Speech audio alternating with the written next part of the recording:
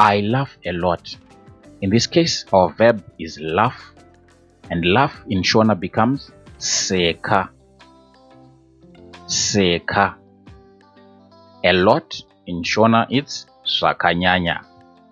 In Shona it's like one word. A lot it's swakanyanya. So when we combine I, which is ndino, and the verb laugh, it becomes ndinoseka. Ndinoseka. Take note, in this example, we just combined the word seka, which is laugh, directly with ndino. We did not leave out any of the prefix of the word seka. So we just combined it directly. I will explain it further in the next slide. So I laugh a lot becomes ndinoseka swakanyanya. I laugh